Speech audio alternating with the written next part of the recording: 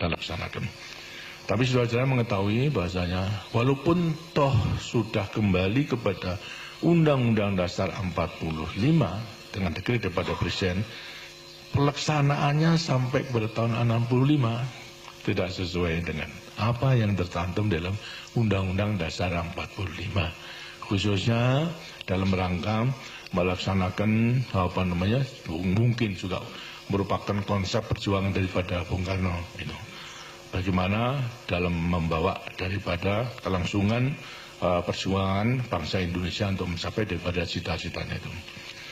Dilihat daripada segi ideologi memang kita bisa mengerti kenapa tidak segera diterapkan sebagaimana yang tercantum di dalam Undang-Undang Dasar 45, baik mengenai lembaga-lembaga tinggi negaranya maupun juga kekuasaan daripada Presiden, mandataris dan lain sebagainya itu. Karena apa? Sebenarnya Bung Karno juga itu selalu mengatakan kepada kita, dilihat daripada segi ideologi, landasan perjuangan ideologi Bung Karno sebetulnya Marxis gitu. Marxisme itu adalah landasan, tapi yang diterapkan di Indonesia. Itu Marxisme yang diterapkan di Indonesia. Selain daripada Marxisme yang diterapkan di Eropa Timur, di Moskow, di Rusia dan sebagainya. Perbedaannya apa? Kalau Marxisme, Leninisme sampai pada komunisme diterapkan di sana adalah merupakan perjuangan kelas. Jadi daripada rakyat pada dasarnya merupakan kelompok yang tidak turut memiliki alat produksi, apa itu pabrik, apakah itu tanah dan sebagainya, tidak turut memiliki. Itu merupakan kaum proletar sendiri. Sehingga demikian kaum proletar itu yang sekarang harus disusun untuk memegang kekuasaan, sehingga berlakulah diktator proletariat di negara-negara komunis itu. Sekarang di Indonesia itu tidak demikian. Walaupun kecil rakyat Indonesia itu ikut turut memiliki alat produksi, ikut turut memiliki tanah menjadi sumber daripada kehidupannya. Ikut turut memiliki misalnya alat-alat pandai, jahit dan sebagainya.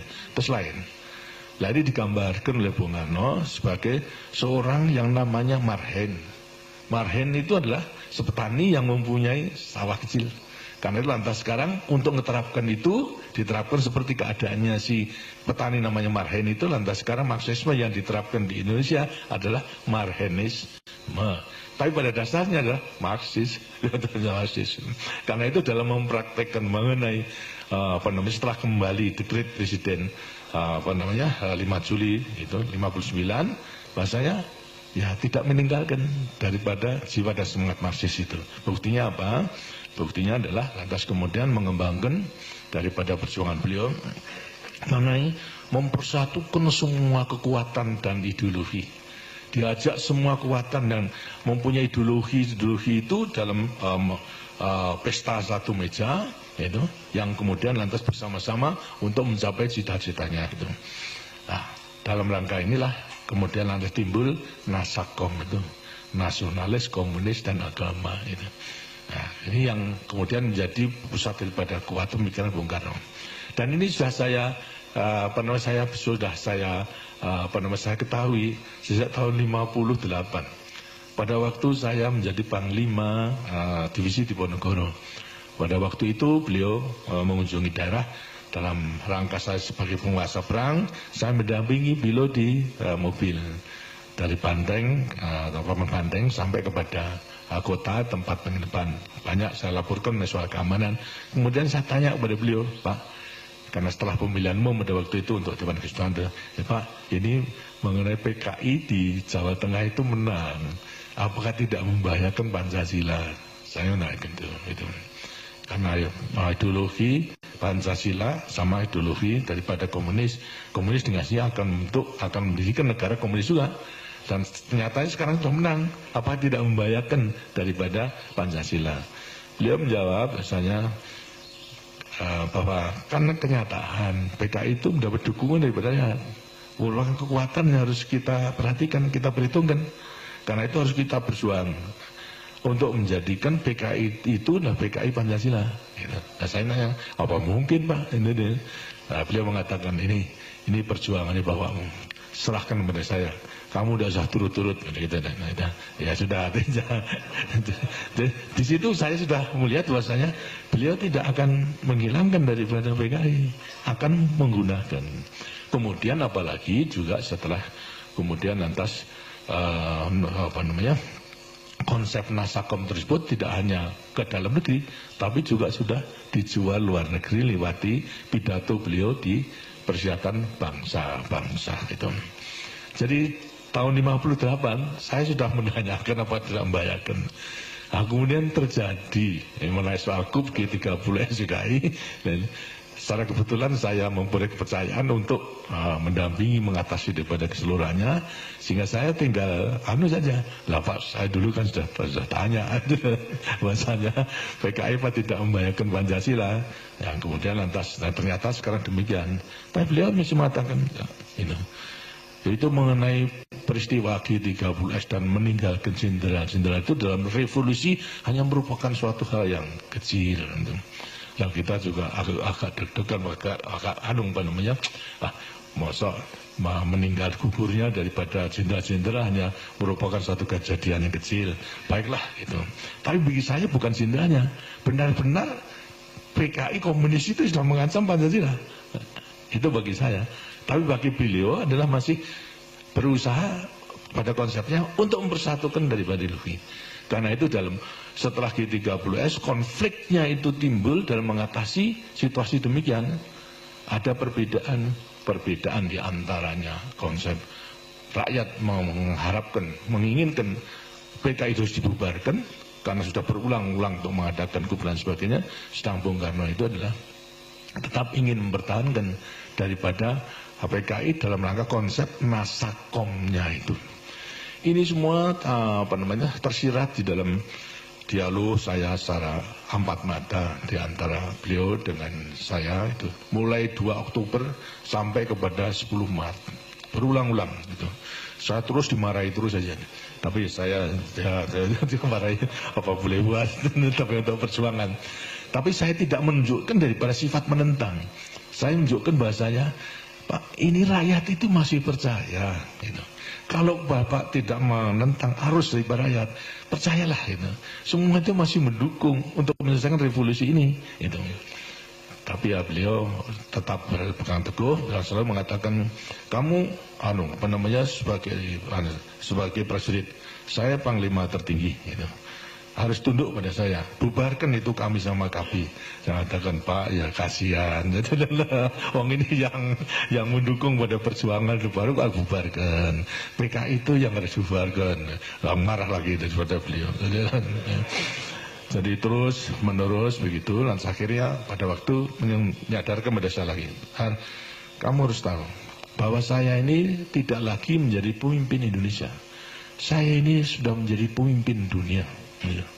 Saya sudah terlanjur menjual konsep Naskom itu kepada dunia. Sekarang saya harus bubar PKI. Berarti kan menyabut daripada konsep saya. Di mana muka saya terhadap dunia itu? Ini menjadi alasan. Ya, kemudian saya jawab, kalau begitu gampang Pak. Bagaimana? Yang penting sesuai dengan apa yang selalu diajarkan kan. Yang penting kan kepentingan rakyat kita, kepentingan nasional dulu. Baru dengan kepentingan nasional dan kekuatan nasional kita bisa melangkah keluar. Kalau kita tidak mempunyai kekuatan di dalam, ya apa yang harus kita lakukan keluar? Karena kalau caranya demikian, itu gampang. Jadikan saya bumper, gimana? Saya akan bubarkan PKI. Tapi nanti kalau sudah dengan demikian, lantas dunia itu melihat bahasanya yang membubarkan PKI mana Pak? Tapi saya. Tapi setelah itu kemudian saya minta supaya digongi untuk keperluan ke dalam, itu supaya ke dalam rakyat benar-benar daripada pembubaran PKI walaupun saya membubarkan toh Bapak menyetujui sehingga rakyat bisa mendukungnya. Karena kan ya tidak bisa ya susah kalau begitu.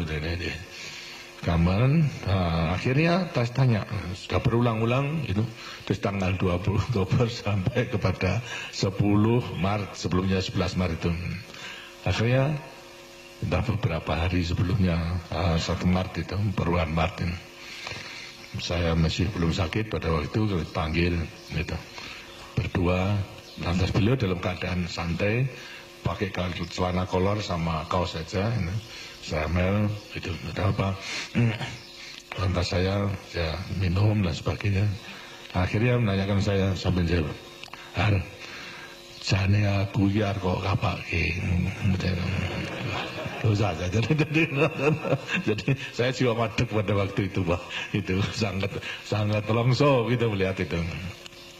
Lantas saya mengatakan pada beliau, "Pak, jadi Bapak belum ngerti. Begini, kan Bapak sudah tahu kalau saya itu anaknya petani, anaknya orang kecil, gitu.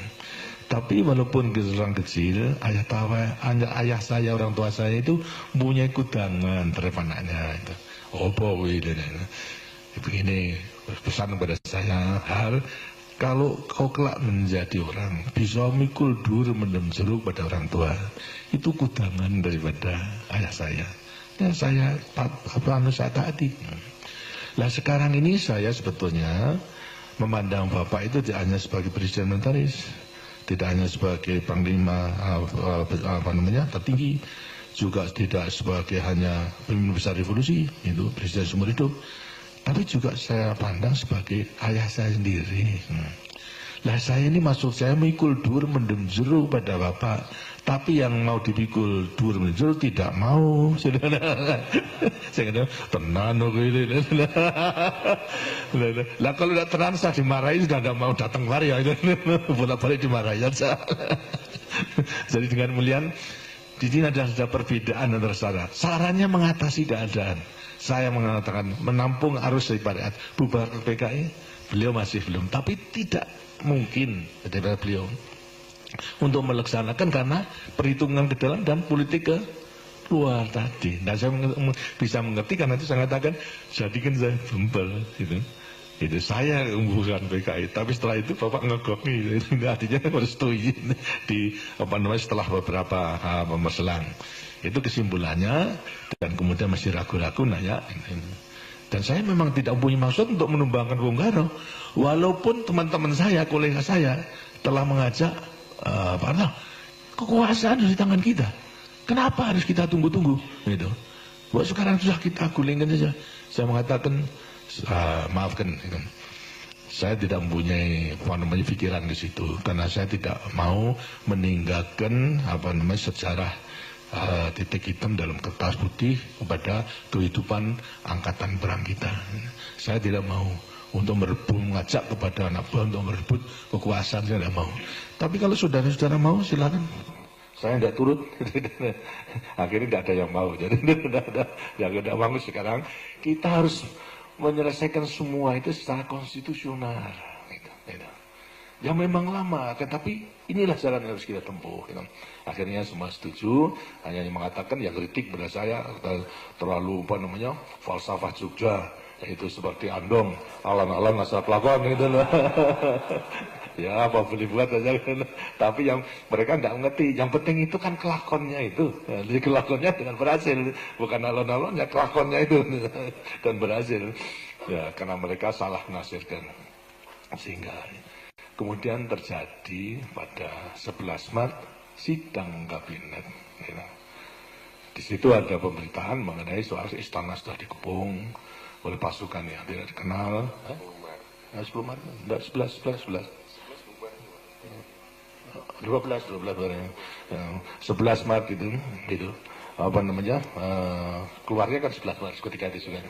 11 Maret itu kemudian lantas ada demikian sampai Bung Karno kemudian ke Bogor dalam keadaan sangat memprihatinkan, disusul dengan Waperdam seluruhnya dengan helikopter ke Bogor.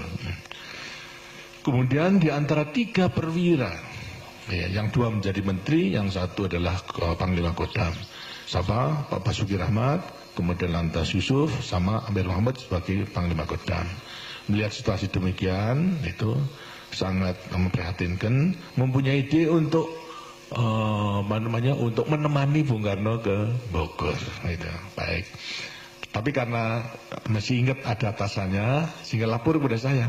Saya dalam keadaan sakit pada waktu itu, memang di tempat tidur karena kumat. Tenggorokan, kalau sudah kumat sampai pada kursen dan sebagainya, tidak bisa menghadiri sidang kabinet pada waktu itu.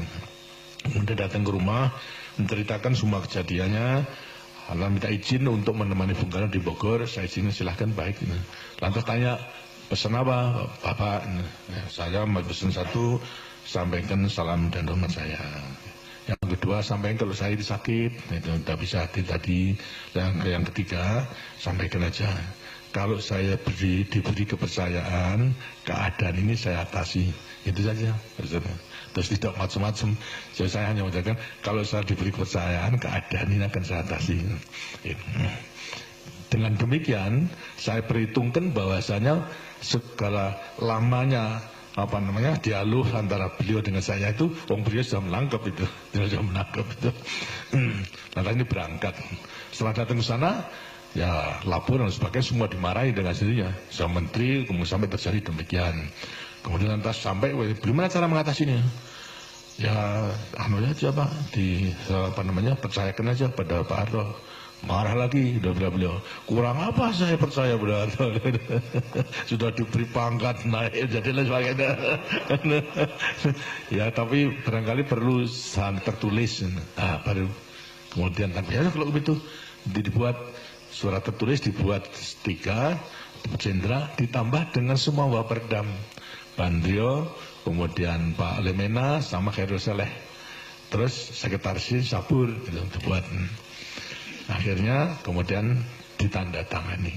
Nah itulah perintah 11 Maret lahir, ditandatangani, sudah mendekati sore, dan isinya adalah memberikan wewenang kepada saya di mana perlu untuk mengambil tindakan atas nama beliau, gitu, untuk mengamankan daripada perjuangan revolusi dan lain sebagainya itu. Itu terus merupakan suatu wewenang yang luar biasa itu. Dan kemudian lantas ini dibawa ke Jakarta, sudah agak malam pada waktu, kurang lebih yang mendekati Isya itu. Kemudian saya masih di rumah, disampaikan, saya baca, saya putuskan kemudian bubarkan PKI. Itu. Dan PKI kemudian lantas, karena persyaratan pada waktu itu harus sebelum mengambil keputusan ada koordinasi dengan menteri-menteri Panglima Angkatan. Saya ada rapat, ada di Kostrad.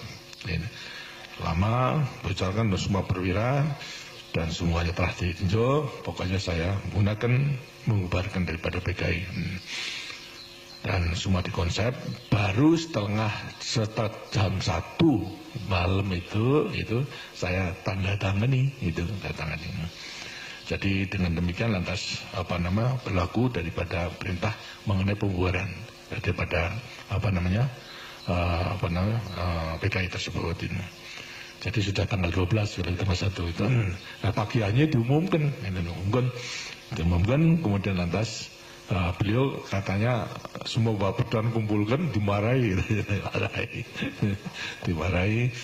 Akhirnya diputuskan salah satu untuk dikirim kepada saya, Pak Lemena. Tanggal 13 itu dikirim itu. Kemudian tanya ke Pak Haji Salim, karena setelah selesai kemudian saya kembali lagi ke rumah untuk istirahat. Karena Pak Lemena mengatakan, kalau saya manggil saya dan Mas Harto, apa enggak keliru itu bubaran PKI itu? Saya berkata enggak, itu di surat perintahnya tidak ada. Ya memang enggak ada, tidak ada. Gitu. Kalau ada, kalau sudah setuju dua bapaknya begitu. Pokoknya marah, kita dimarahi. Sudahlah, saya bertanggung jawab. Dia tahu kalau saya bubarkan PKI, dia tahu. Tidak percaya. Kemudian setelah beberapa hari kembali, lantas Bung Karno dari Bogor kembali Jakarta, saya sudah agak baik, saya jemput. Pakai helikopter di muka istana, saya jemput, saya laporkan, Pak, ini keadaan demikian. Terus saya katakan PKI sudah saya bubarkan, itu tinggal Bapak sekarang ngagongi. Saya takir bentar, saya tinggal ngagongi. Ya itu nanti pikir dulu itu. Jadi yang nggak marah beliau. Mau saya tahu saya ada bubarkan PKI karena mereka jalan yang terbaik itu yang sekarang untuk mengatasi keadaan konflik daripada pada waktu itu. Nah, kemudian lantas berjalan, ada satu saat, kemudian lantas timbul adanya upacara, kalau tidak salah mengenai Maulid Nabi bulan Juni pada itu, Maret. Nah, biasa diadakan upacara di istana. Saya menjemput beliau mengantarkan, dan saya dengan saksikan oleh sekretaris militer Saudara Surya Sumeno pada waktu itu, bekas Panglima Divisi Diponegoro, mendampingi saya menjawil kepada beliau, Pak, ini kesempatan yang baik untuk ngegongi daripada apa yang setelah saya lakukan. Beliau mengatakan, ya nanti, ya saya sudah senang, ya nanti akan saya lakukan. Karena dalam amanat tentu ada kesempatan. Saya katakan, tidak perlu bos yang perintah saya, tapi apa yang dilakukan Harto itu saya mengetahui, itu aja sudah cukup. Ya nanti ini. Nah itu ngantarkan upacara pidato daripada beliau itu amanat. Enggak keluar. Enggak keluar. Kemudian lantas santun lagi di jalanan di antara istana tanya, kok enggak keluar Pak? Wah lain kali ini. Wah ya susah gitu. Nah kemudian lantas terjadi daripada satu permintaan daripada MPRS mengenai penjelasan dari Presiden mengenai terjadinya G13PK itu. Ini diminta dikasihnya bagaimana atau penjelasannya itu.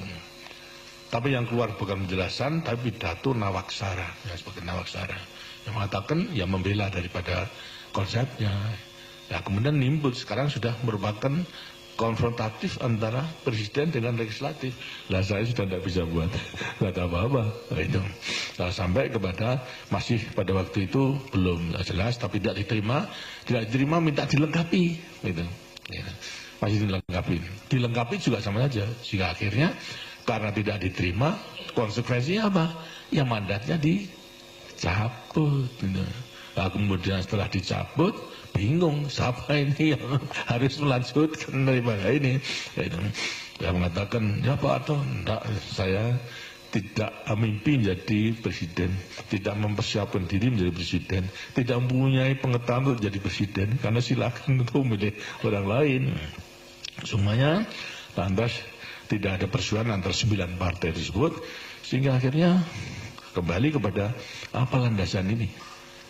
Landasan dalam keadaan darurat demikian, MPRS tidak bisa memilih. Akibatnya akhirnya diputuskan, udah kalau itu percayakan kepada pengemban TAP MPRS nomor 9. Karena apa? Super Semari telah dikukuhkan oleh MPRS sebagai TAP nomor 9. Terus mempunyai kekuatan konstitusional. Ya.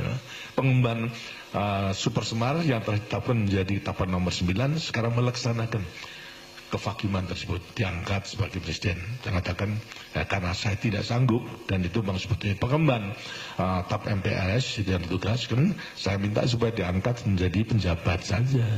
Gitu. Jadi penjabat itu ada sejarahnya, karena saya tidak menyanggupkan diri untuk menjadi presiden. Itu. Jadi pengemban TAP MPRS nomor 9 sebagai kelanjutan daripada Super Semar itu sebagai penjabat presiden. Itu. Kemudian lantas saya terima dan dilaksanakan setelah 1 tahun, dan ternyata kemudian diangkat menjadi presiden. Walaupun juga MPRS pada waktu itu tahun 68, terus tahun 67-68 tidak bisa melengkapi dengan satu GPN, tidak bisa. Lantas wakil presiden juga belum diangkat, hanya presiden saja. Ditugaskan oleh MPRS untuk melaksanakan pembangunan 5 tahun. Inilah sebabnya daripada kenapa sampai MPRS tidak bisa menentukan garis besar negara. Karena pengalaman tidak ada. Mulai dulu itu selalu mengenai haluan negara ditentukan pidato tahunan tiap 17 Agustus daripada presiden itu dijadikan haluan negara. Nah itu kan bertentangan dengan Undang-Undang Dasar 45 toh. Tapi sejarahnya pun demikian, sehingga dihadapkan daripada satu keadaan yang nggak bisa menyusun, hingga dipercayakan kepada Presiden Mandataris untuk melaksanakan pembangunan 5 tahun dan seterusnya. Ini sebagai suatu gambaran yang saya alami agar supaya saya mengetahui bahwa sejak semula itu kita menjaga jangan sampai ABRI itu melakukan satu tindakan-tindakan yang akibatnya seperti kejadian di Afrika, di Amerika Latin itu mengadakan perebutan kekuasaan sehingga sudah terjadi lagi timbul daripada perubahan kekuasaan sehingga akhirnya hanya terus begitu saja. kita bersyukur alhamdulillah bahwasanya kita bisa mencegah pada waktu itu, sehingga memang kita harus lantas sekarang melaksanakan semuanya itu sesuai dengan konstitusi. Karena itu tekad daripada Orde Baru dalam sekarang ini adalah melaksanakan kemurnian daripada Pancasila dan Undang-Undang Dasar 45. Sejak daripada lahir Orde Baru. Karena yang dulu itu seperti saya katakan, itu kenapa sejak proklamasi kemudian lantas Undang-Undang Dasar 45 tidak dilaksanakan. Kita bisa mengerti karena memang situasi kondisi dalam negeri dan dunia pada waktu itu mungkin kalau kita segera melaksanakan akan dicap sebagai negara cetakan daripada Jepang, negara diktator dan sebagainya. Itu bisa mengerti. Tapi justru setelah kembali kepada dekret, kok masih begitu? Sampai Nasakom ditegakkan sehingga akibatnya memberi kesempatan kepada PKI untuk menyusun kekuatan dan akhirnya merebut daripada kekuasaan yang kemudian bisa kita tumbangkan itu. Ini hendaknya agar supaya merupakan warisan sejarah yang tetap kita pegang teguh dan selalu akan menjiwai daripada Tentara Nasional Indonesia. Saudara sekalian, pegangan kita tetap dinasinya bersumpah prajurit dalam Sabta Marga. Gitu. Sumpah prajurit Sabta Marga dalam arti juga berpegang teguh kepada Pancasila dan Undang-Undang Dasar 45. Jelas Pancasila dan Undang-Undang Dasar 45 yang lahir satu hari sesudah proklamasi. Gitu. Ini yang berpegang teguh. Kemudian barangkali juga saudara perlu mengetahui dalam implementasinya berpegang teguh kepada Sabta Marga itu dalam menghadapi peristiwa G13 PKI.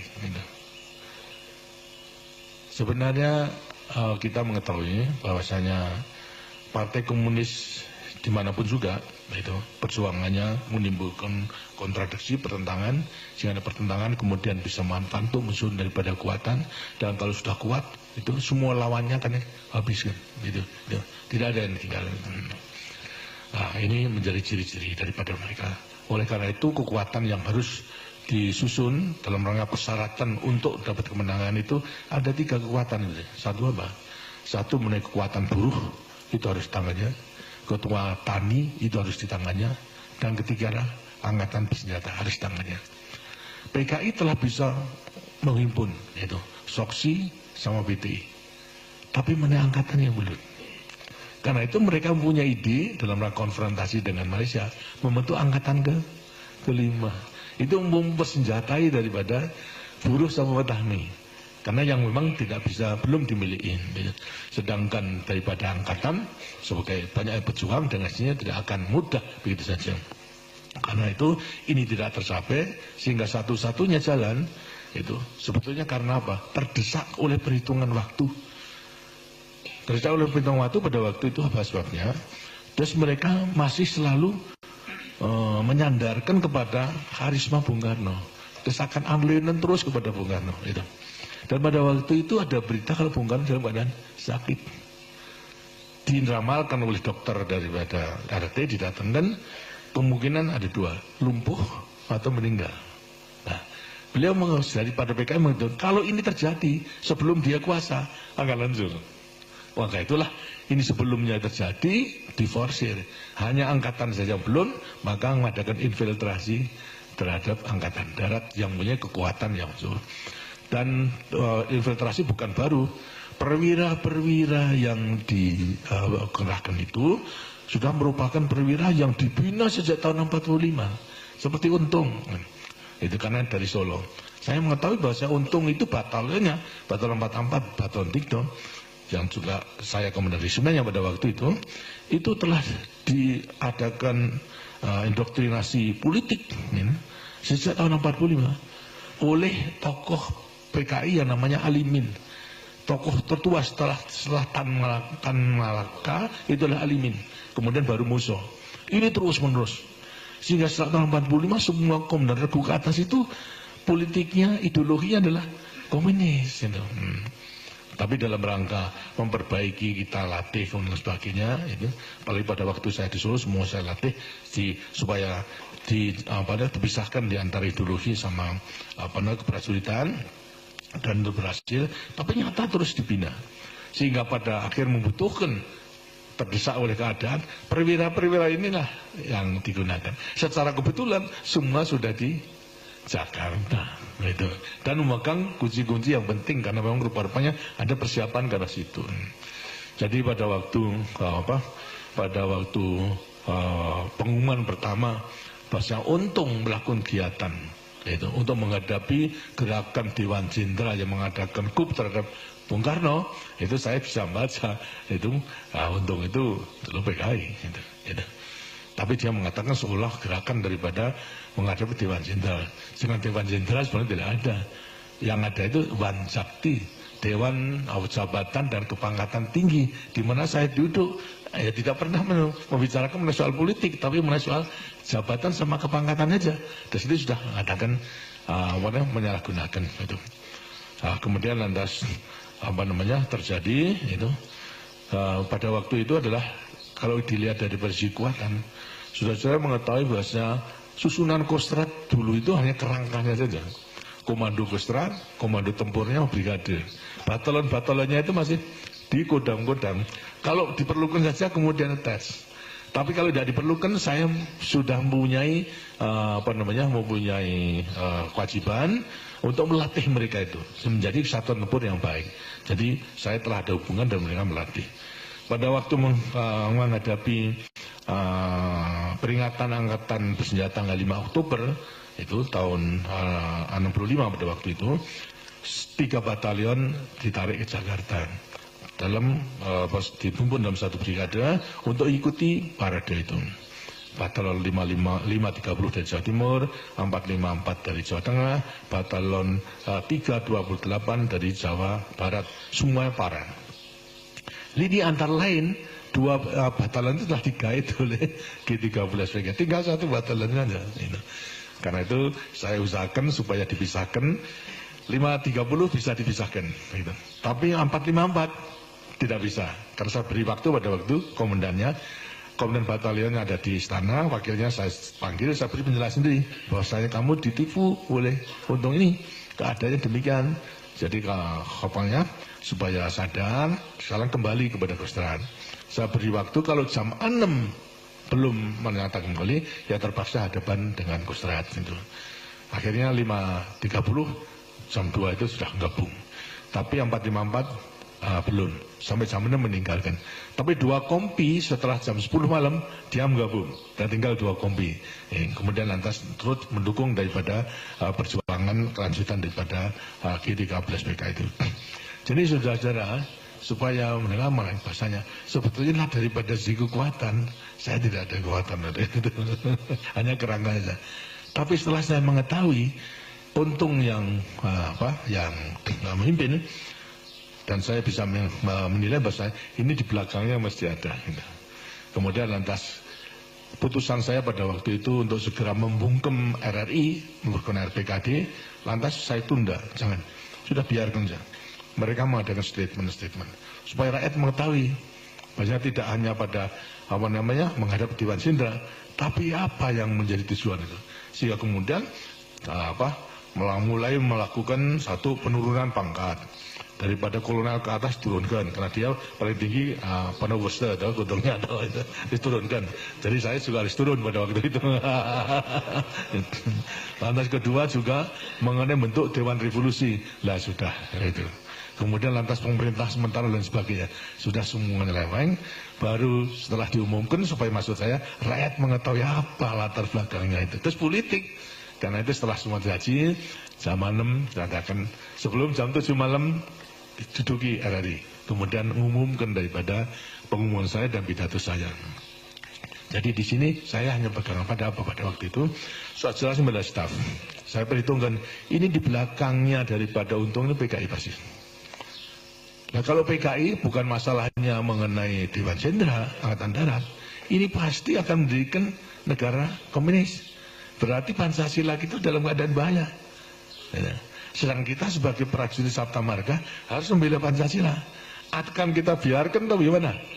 Kalau dibiarkan daripada doktrin komunis itu akhirnya toh kita akan mati konyol. Siapa? Akan dibunuh semuanya.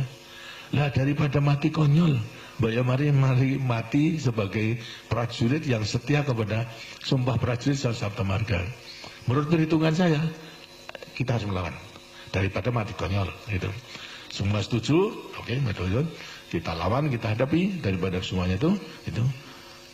Sehingga walaupun kekuatan itu relatif tidak ada, tapi karena saya percaya bahwa rakyat itu akan mendukungnya, dan kesatuan yang tertipu akhirnya juga akan kembali yang untuk mengatasi itu, akhirnya bisa diatasi dengan sebaik-baiknya.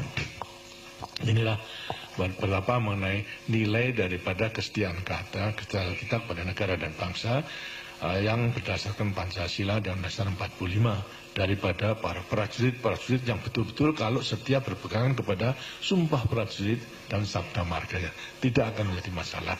Karena itu selalu saya katakan, itu tidak perlu repot-repot daripada kita menggunakan teori apa-apa, pegang aja lah kepada Pancasila dan juga Sabta Marga dalam memperbesar pengabdian kita negara pada bangsa. Tidak melihat kepada orangnya, kita tidak ingin menjadi patuh kepada orangnya, tapi adalah berpegang kepada cita-cita perjuangan kita. Kalau kita patuh pada orangnya itu dalam rangka orang yang mengemban tugas daripada negara dan bangsa itu. Ini saya harapkan, dan sekarang memang sudah kita buktikan bahwasanya dalam rangka melaksanakan kemurnian Pancasila dan Undang-Undang Dasar 45.